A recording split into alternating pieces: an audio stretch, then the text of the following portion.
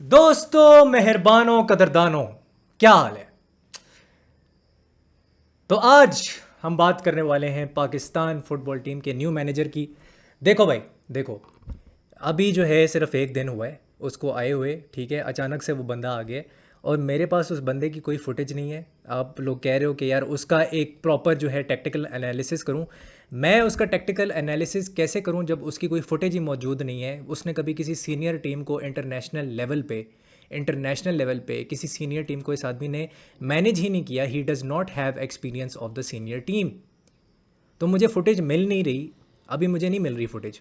तो मैं कैसे बगैर फुटेज देखे, बगैर उसका मैच देखे, मैं एक दिन के अंदर आपको टेक्टिकल एनालिसिस करके दे दूँ। मतलब कोई अक्ल को हाथ मारो यार तुम लोग, थोड़ा थोड़ा अक्ल यूज़ करो कि कहाँ से करूँ मैं। मुझे कम से कम 6-7 दिन दो, टेक्टिकल एनालिसिस आएगा and give me some time, so you will get it. ठीक है। इस वक्त मैं सिर्फ ये बता सकता हूँ कि वो एक साउथ अमेरिकन है, ठीक है। पेरू का मैनेजर है आपका, क्योंकि सोलानो साहब जो हैं उनका एरा बिगिन हो चुका है, जो कि 2018 में फीफा वर्ल्ड कप के अंदर पेरू के असिस्टेंट कोच थे। वहाँ पे ऑब्वियसली वो सारे डिसीजंस खुद नहीं ले रहे थे। उनके जो डिसीजंस ले रहे थे वो उनके मैनेजर साहब ले रहे थे, जो उनके मेन कोच थे वो मोस्टली उनके डिसीजंस ले रहे थे। तो ये सारी सिचुएशन है और आई थिंक इस चीज़ का अंदाज़ा हो गया होगा कि अगर उसके पास एक्सपीरियंस ही नहीं है तो फिर इसको किस बेसिस के ऊपर आपने अपॉइंट किया। और आपका जो दूसरा वाला जो असिस्टेंट कोच है वो बोला जा रहा है कि वो बेसिकली एक फ़िज़िकल ट्रेनर है, लेकिन आपने उसको असिस्टेंट कोच बना दिया है। लियोनेल मेसी की जो न्यूवेल्स ओल्ड बॉयज़, उसके साथ वो कोचिंग कर चुके हैं। इन 1996 जब लियोनेल मेसी वहाँ पे हुआ करते थे, तो वहाँ पे क्या वो कोच थे या वो फिज़िकल ट्रेनर थे, ये चीज़ अभी तक मुझे एग्जैक्टली नहीं पता। ठीक है। दूसरा ये है कि फ़ीफ़ा वर्ल्ड कप जो है, उसके जो वर्ल्ड कप क्वालिफायर्स थे 2002 के, उसमें ये 2000 में ये वेनेजुएला की टीम के साथ काम कर रहे थे। अब ये क्या एज अ फिज़िकल ट्रेनर काम कर रहे थे या एज अ कोच काम कर रहे थे या असिस्टेंट कोच काम कर रहे थे, इसके ऊपर अभी चीज़ें जो है ना थोड़ी सी क्लियर नहीं है। लेकिन जो आपके असिस्टेंट कोच हैं वो 30 साल उनके पास एक्सपीरियंस है, 30 ईयर्स का उनके पास एक्सपीरियंस है। तो उनको अभी असिस्टेंट कोच बना दिया और ये इनका जो ताल्लुक़ है वो अर्जेंटीना से है, होजे कास्टेनेरा का। इसके साथ जो एक और इन्फॉर्मेशन हमें पता लगी है वो ये है कि बेसिकली इनको अप्रोच किया गया। इन्होंने कोई अपॉइंट, मतलब इस तरह नहीं हुई कि इन्होंने कोई एक एप्लीकेशन दायर की थी और इन्होंने जो है वो जॉब के लिए जो है अप्लाई किया था।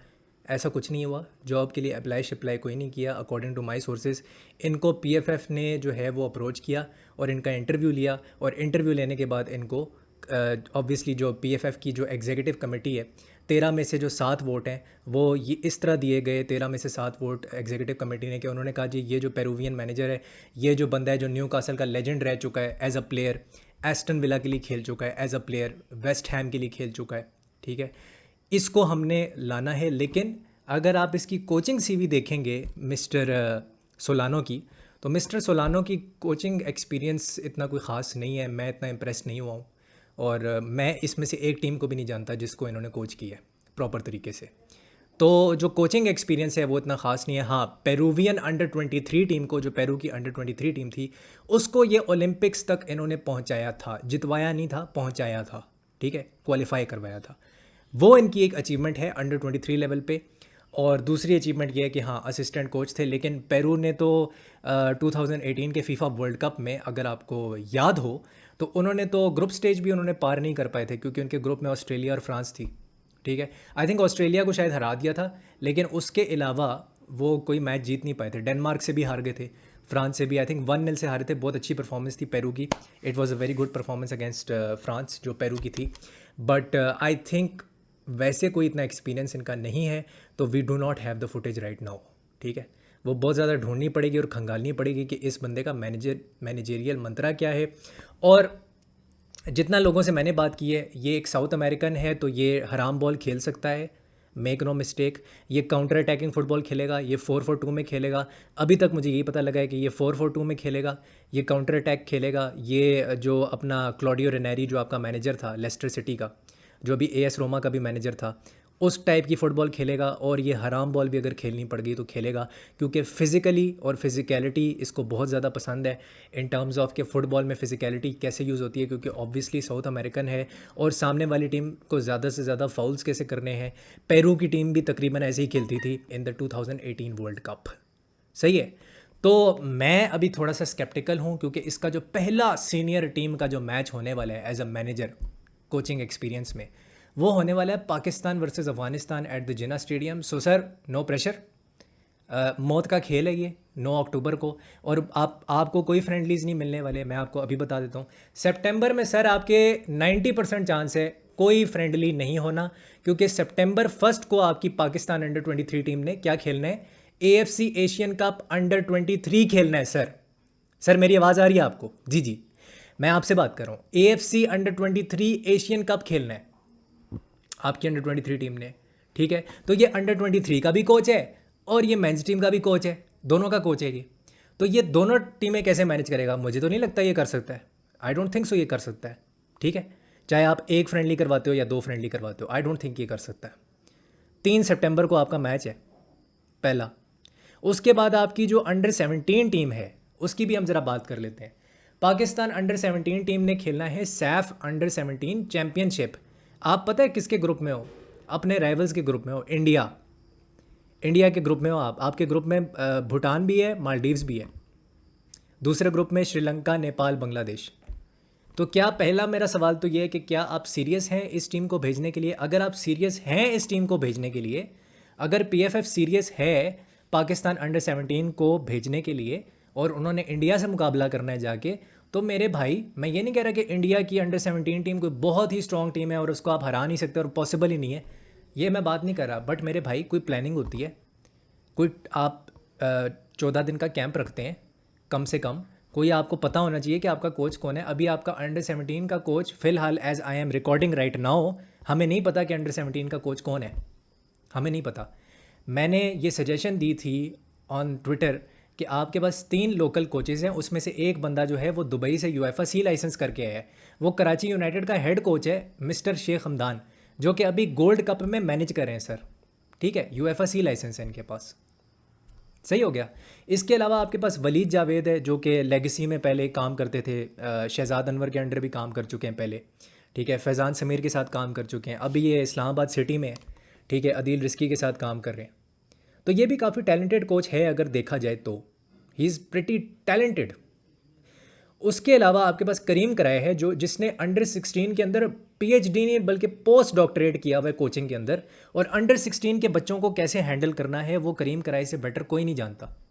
उसके पास भी UEFA B लाइसेंस है। UEFA B लाइसेंस की बात हो रही है, ये छोटा लाइसेंस नहीं होता, इस तक पहुंचने के लिए बड़ी मेहनत करनी पड़ती है।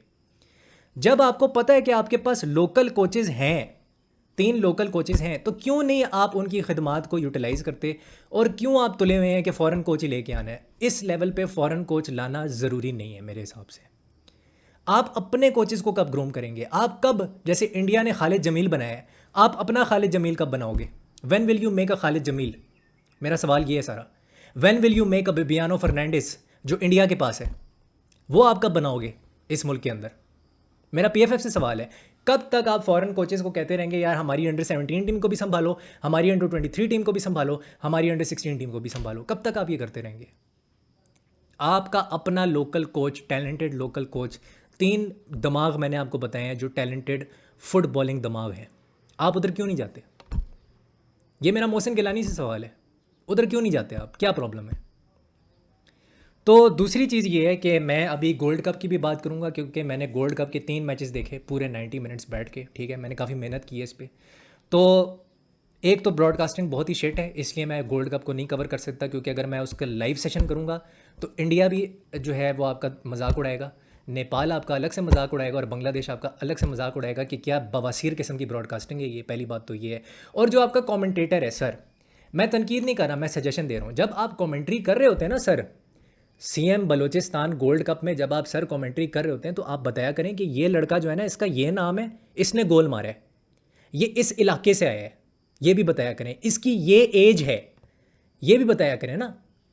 आप ये तो बताते ही नहीं, आप कहते हैं बहुत बड़ा मुकाबला हो रहा है, बड़ा मुकाबला हो रहा है। आधी कमेंट्री में तो बड़ा मुकाबला हो रहा होता है।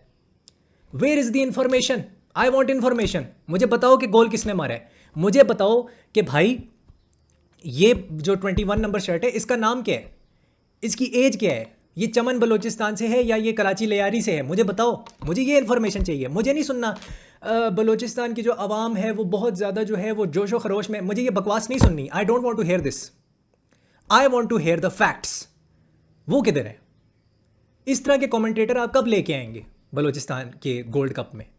हालांकि आपके पास टैलेंटेड कमेंटेटर्स होंगे, मैं ये नहीं कह रहा कि बलोचिस्तान में टैलेंटेड कमेंटेटर्स नहीं है, बिल्कुल होंगे, but you are not giving me information. मुझे फ़ायदा नहीं हो रहा उससे। मैंने टेक्टिकल एनालिसिस करना है, मुझे पता होना चाहिए कौन सा प्लेयर कौन सी शर्ट में खेल रहा है। ठीक है, मैं सिर्फ एक सजेशन दे रहा हूँ, मैं कोई तनकीद नहीं कर रहा, मैं सिर्फ ये कह रहा हूँ कि your commentary is of no use to me, right? मुझे आपकी आवाज़ से कोई प्रॉब्लम नहीं है, बट जो आप इन्फॉर्मेशन दे रहे हो वो मेरी समझ से बालातर है ना। आप फॉर्मेशंस के बारे में बात करते हो कि यार ये 4-2-3-1 में खेल रहे हैं, ये 4-4-2 में खेल रहे हैं, ठीक है। हर फॉर्मेशन, जब भी आप एक फॉर्मेशन बनाते हैं आप 3-5-2 की फॉर्मेशन बना देते हैं। हर टीम 3-5-2 में खेलती है, मतलब ये क्या बात हुई यार, ये क्या बात हुई? दूसरी चीज़ ये है जो मैं यहाँ पे डिस्कस करना चाह रहा हूँ, वो है कराची यूनाइटेड और पोपो एफसी। इनके मैंने मैचेस देखे और मुस्लिम क्लब चमन का भी मैंने मैच देखा। अच्छा, मुस्लिम क्लब चमन जो है ना, उनकी फ़िलॉसफी है direct style of play, long ball football, ठीक है। फर्स्ट एरियल ड्यूल को जीतना, सेकंड एरियल ड्यूल को जीतना, फिजिकलिटी को यूज़ करना, ठीक है। लिंक अप प्ले वो करने की कोशिश करते हैं। उनकी टीम में फरीदुल्लाह है जो कि बड़ा ही है, पाकिस्तान का एक ज़बरदस्त स्ट्राइकर है और लोकल प्लेयर है और पाकिस्तान को रिप्रेजेंट कर चुका है काफ़ी मैचेस के अंदर। पिछले मैच में भी वो रिप्रेजेंट कर रहा था पाकिस्तान को। उसने 2 गोल स्कोर किए और मुस्लिम क्लब चमन जो है वो 4-0 से जीती है, 4-0 उसमें जीती है वो। और उसमें उनका एक सेंटर बैक भी है, मिराजुद्दीन। मिराज ने भी काफ़ी अच्छा परफॉर्म किया, ही प्लेड वेरी वेल। लेकिन वो ये है कि वो जो फुटबॉल का जो फिलॉसफी है ना और जो स्टाइल ऑफ प्ले है, वो मैं उसका इतना बड़ा फ़ैन नहीं हूँ। मैं लॉन्ग बॉल फुटबॉल का इतना बड़ा फ़ैन नहीं हूँ। I am a fan of attacking football, total football and Johan Cruyff philosophy and also जो यर्गन क्लॉप की काउंटर प्रेसिंग होती है, मैं उसका फ़ैन हूँ। Because I am a Liverpool fan obviously. मुझे वो जो मुस्लिम क्लब चमन की जो स्टाइल है, स्टाइल ऑफ प्ले है, वो मुझे मुतासिर नहीं करता, मुझे इंप्रेस नहीं करता वो। That's the reason. अच्छा, बट अच्छा रिजल्ट था और फरीदुल्लाह ने भी अच्छी परफॉर्मेंस दी, सो कॉन्ग्रेचुलेशंस टू फरीदुल्लाह। लेकिन यहाँ पे अब हम बात करेंगे पोपो एफसी की। अच्छा, अब पोपो एफसी जो है वो खेलती है 4-2-3-1 में, 4-2-3-1 में खेलती है। निज़ाम ने हैट्रिक मारी पिछले वाले मैच में, 7-0 से पोपो एफसी जीती है। अब ये जो आप प्लेइंग 11 देख रहे हो आपके सामने आ रही है, ये प्लेइंग 11 जो है ना दोस्तों, ये इसमें से जो आधे लड़के हैं वो आपकी अंडर 17 टीम में खेल सकते हैं, इसमें से आधे लड़के आपकी अंडर 23 टीम में भी खेल सकते हैं। मैं गारंटी से कहता हूँ, मैं ये बात वसूख से और गारंटी से कहता हूँ। और इसमें से कुछ लड़के आपकी सीनियर टीम में भी है। अदील यूनस सीनियर टीम का प्लेयर है, मूसा मामून मूसा खान सीनियर टीम का प्लेयर है, आपका अब्दुल रहमान सीनियर टीम का प्लेयर है। निज़ाम को मैंने पहली बार खेलते हुए देखा और निज़ाम, वैसे मैंने जब पूछा कोच से तो कोच साहब ने मुझे बताया कि ये डिफेंसिव मिडफील्डर है, लेकिन इस मैच में ये एक अटैकिंग मिडफील्डर खेल रहा था, सेंट्रल अटैकिंग मिडफील्डर, और इसने पकड़ के हैट्रिक मार दी निज़ाम ने। इनका एक और भी प्लेयर है निसार हुसैन, वो भी बड़ा ज़बरदस्त प्लेयर है, लेकिन अभी उसको उतना चांस नहीं मिला, हालांकि वो बेंच से उठ के आया था। तो निसार हुसैन भी is a very talented player. लेकिन अब्दुल समद भाई, अब्दुल समद को टीम के अंदर होना चाहिए, पाकिस्तान अंडर 17 की टीम में उसको होना चाहिए। उसने गोल भी मारा है इस मैच में, ही इज़ वेरी टैलेंटेड। और इनका एक बलोचिस्तान का लड़का है पोपो का, हनीफ, जो कि अफ़गानिस्तान चैम्पियंस लीग में खेला था। हनीफ जो है ना भाई, he is a class player. वो डबल पिवट में खेल सकता है, नंबर 8 रोल में खेल सकता है, हाइब्रिड ऑफ नंबर 6 और नंबर 8 है डिफेंसिव मिडफील्डर, लेकिन he is a hybrid of number 6 and a number 8।